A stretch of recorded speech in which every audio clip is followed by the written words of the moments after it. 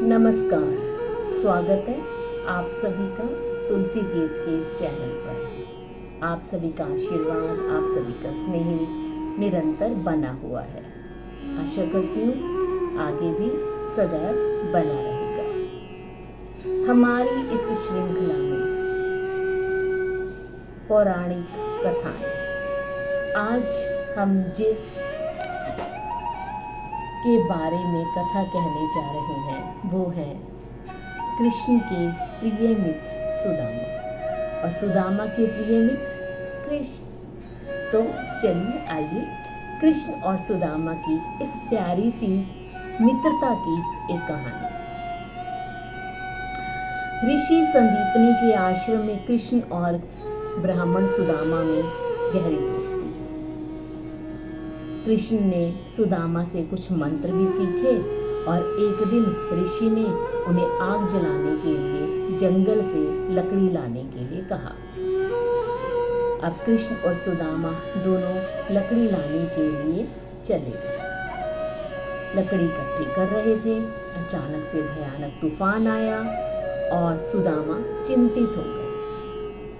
कृष्ण ने उनका हाथ पकड़ा और कहा, सुदामा घबराने की बात नहीं, मैं हूं ना। तूफान गुजर गया, लकड़ी लेकर दोनों आश्रम में आ गए। कृष्ण ने सुदामा का साथ कभी नहीं छोड़ा, ये हम सभी जानते हैं। और ये एक ऐसी कथा है जिसे हम बचपन से अपनी माँ से, अपने मंदिरों से, अपने पंडितों से कृष्ण और सुदामा की इस गहरी दोस्ती के बारे में सुनते आ रहे हैं। सुदामा ने भी एक अच्छे दोस्त के रूप में कृष्ण का साथ पाने के लिए भगवान को बड़ा धन्यवाद किया कि हे भगवान, कि कृष्ण ही मेरे दोस्त हैं, कृष्ण ही मेरे मित्र हैं। आपने मुझे कृष्ण के रूप में एक मित्र देकर मुझ पर बड़ा उपकार किया है, मैं इसके लिए आपका धन्यवादी हूँ। पढ़ाई पूरी की, सुदामा और कृष्ण दोनों अपनी अपनी राह चले गए और ऋषि ने उन दोनों को भरपूर आशीर्वाद से ओत-प्रोत कर अपने आश्रम से विदा किया। कृष्ण द्वारिका के राजा बने, राजकुमारी रुक्मिणी से विवाह किया तो सुदामा ने भी एक ब्राह्मण की पुत्री से विवाह रचाया और एक पुजारी के रूप में कार्य करने लगे। उनकी दयालुता और सज्जनता के कारण सुदामा को सभी लोग बड़ा प्यार और सम्मान भी देते थे। कुछ समय के पश्चात सुदामा की पत्नी ने 2 बच्चों को जन्म दिया। अब जीवन यापन इतना कठिन हो गया, बच्चों की पालना पोषणा करनी इतनी कठिन हो गई।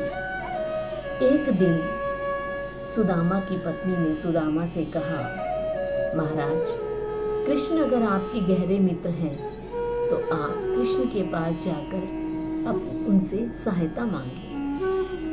सुदामा गहरी चिंता में, मैं कृष्ण के पास जाकर उससे सहायता मांगूं? नहीं देवी, ये तो संभव नहीं।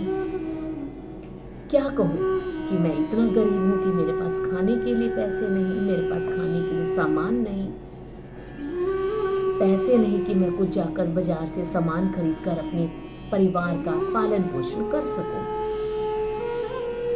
पर सुदामा की पत्नी ने सुदामा को राजी कर लिया। अब सुदामा ने कहा, अच्छा, मैं तुम्हारे कहे अनुसार कृष्ण से मिलने चला जाता हूँ, पर मैं क्या ले जाऊंगा? कोई तो भेंट देनी होगी ना। अब मैं के खाली हाथ तो अपने मित्र से इतने लंबे समय के बाद जा रहा हूँ उससे मिलने के लिए, तो मैं खाली हाथ तो नहीं जाऊंगा, कुछ तो मुझे देना होगा उसको उपहार स्वरूप। तो सुदामा की पत्नी ने कहा कि कृष्ण को ना चावल बहुत पसंद है, चिवड़ा बहुत पसंद है, मैं पड़ोस में से थोड़ा सा चिवड़ा लेकर आऊंगी और उसे पोटली में बांध कर दूंगी, आप ले जाना, उपहार ही तो ले जाना है, कृष्ण के लिए कुछ ले ही तो जाना है जो आप कह रहे हो। सुदामा राजी हो गया। अब उसकी पत्नी पड़ोस में जाती है और थोड़ा सा चिवड़ा मुट्ठी भर चिवड़ा लेकर आती है और एक फटी पुरानी कपड़े की पोटली में बांधकर सुदामा को दे देती है। सुदामा चले जाते हैं। जंगल जंगल भटकते भटकते सुदामा कृष्ण की नगरी में पहुंच गए तो द्वारपाल के साथ सामने कहे कि मुझे कृष्ण से मिलना है। द्वारपाल हंसने लगा। द्वारपाल कहने लगा, कृष्ण से? तुम इतने गरीब ब्राह्मण हो, कृष्ण से कैसे मिलोगे? कृष्ण से तुम्हारी दोस्ती कैसे? उसने कहा कि तुम जाकर तो कहो कि मैं उसका मित्र आया है, सुदामा आया है। पर द्वारपाल नहीं माना। सुदामा भी अपनी जिद पर अड़ा रहा कि मैं आया हूं तो कृष्ण से मिलकर ही जाऊंगा। द्वारपाल को अपनी हार माननी पड़ी। अंदर गया और कहा कि महाराज, राज्य के दरवाजे पर एक गरीब ब्राह्मण आया है जो निश्चित ही पागल जान पड़ता है। अच्छा, कौन आया है भाई जो हमसे मिलने के लिए? क्या नाम है उसका? क्या तुमने द्वारपाल उसका नाम पूछा? जी महाराज, मैंने पूछा। उसने अपना नाम सुदामा बताया। कृष्ण ने जैसे ही सुना, सिंहासन से उठ खड़े हुए, नंगे पांव सड़कों पर दौड़ते हुए सुदामा तक पहुंचे। खुशी के जो आंसू थे ना कृष्ण के नेत्रों से जो बह रहे थे, वो सुदामा के प्रति प्रेम जो था उसकी कहानी को बयां कर रहे थे। उन्होंने सुदामा को देखा, आलिंगन किया, स्वागत किया, पूछा, प्रिय मित्र, इतने दिनों से कहाँ थे? आज कृष्ण की कैसे याद आ गई? सुदामा बड़ा आश्चर्यचकित कि कृष्ण को जैसे ही पता चला कि मैं आया हूं, वो नंगे पांव दौड़ते हुए मुझसे मिलने के लिए आया। कृष्ण की दयालुता तो देखिए। कृष्ण अब उसको स्वयं अपने महल तक लेकर आते हैं, उसे सिंहासन पर बिठाते हैं, पवित्र गुलाब जल से अपने हाथों से उसके चरणों को धोते हैं। फिर घंटों बैठकर सुदामा के साथ वार्तालाप करते हैं। कृष्ण क्या देखते हैं थोड़ी देर में कि सुदामा के पास एक पोटली है, उसमें कुछ बंधा हुआ है। वो तो जगत विधाता है, उसे तो सब पता है कि इस पोटली में क्या है। सुदामा से पूछा, क्या ये मेरे लिए है? सुदामा बड़े शर्मिंदा हुए, उसके पास कुछ कहने के लिए शब्द ही नहीं थे। सोच रहा, ये राजा जिसके सोने के महल, सोने की दीवारें, सोने का सिंहासन और मेरी पोटली में मुट्ठी भर पोहा, मुट्ठी भर चिवड़ा, क्या बोलूंगा मैं?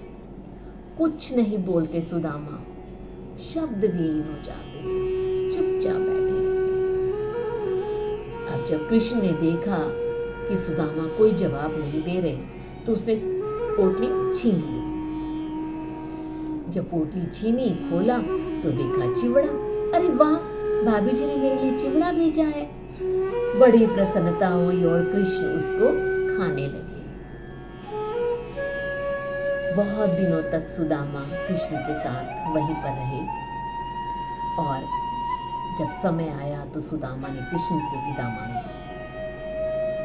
शर्मिंदा होने के कारण सुदामा ने कृष्ण से अपना कोई हाल बयान नहीं किया कि मैं किस परिस्थिति से गुजर रहा हूँ, मैं अपने बच्चों का पालन पोषण कैसे करूं। कोई मदद नहीं मांगी। सुदामा पूरे रास्ते कृष्ण की दयालुता के बारे में बस सोचते ही गए। कृष्ण जैसा मित्र पाकर गर्व था उनको ये कुछ नहीं कि मेरे पास मैं उसे अपना हाल बयान नहीं कर पाया, मैं कृष्ण को कुछ कह नहीं पाया, नहीं, सिर्फ ये कि कृष्ण मेरे दोस्त है। अब कृष्ण से तो कुछ छुपा ही नहीं था। जब वो पोटली में मुट्ठी भर पोहा देखा तो उसे तो समझ आ ही गया होगा कि सुदामा वाकई की स्थिति से गुजर रहे हैं। सुदामा घर पहुंचता है, देखता है मेरी झोपड़ी कहाँ गई, झोपड़ी को ढूंढता है, अपने घर वालों को ढूंढता है, उसे कोई नहीं मिलता। बड़ा हैरान परेशान, मेरी झोपड़ी कहाँ चली गई। एक झोपड़ी तो थी, एक परिवार ही तो मेरा सहारा था, वो भी चले गए। देखता है कि बच्चे बहुत बड़ी एक हवेली सी उसी जगह पर बनी हुई है। बड़ा चले झोपड़ी कहाँ गई, हवेली कहाँ से आ गई, बच्चे आंगन में खेल रहे हैं इतने सुंदर वस्त्रों में। देखा सुदामा ने कि द्वार पर उसकी पत्नी उसका स्वागत करने के लिए खड़ी है। भागती हुई पास आई, स्वामी ये तो चमत्कार हो गया, देखो ना हमारी झोपड़ी हवेली में बदल चुकी है। सुदामा ने चुपचाप सिर हिला दिया, कुछ नहीं कहा। जैसे कृष्ण से कुछ नहीं कहा, वैसे अपनी पत्नी से भी कुछ नहीं कहा। समझ गया कि कृष्ण का ही चमत्कार है। अचानक उसकी आंखों से प्रेम के अश्रु बह निकले। वो प्रेम के अश्रु कृष्ण के धन्यवाद के लिए थे।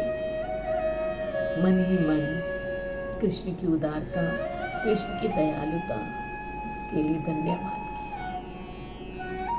आज मित्रता दिवस, तो मैंने सोचा क्यों ना कृष्ण और सुदामा की मित्रता की कहानी आपके समक्ष कही जाए।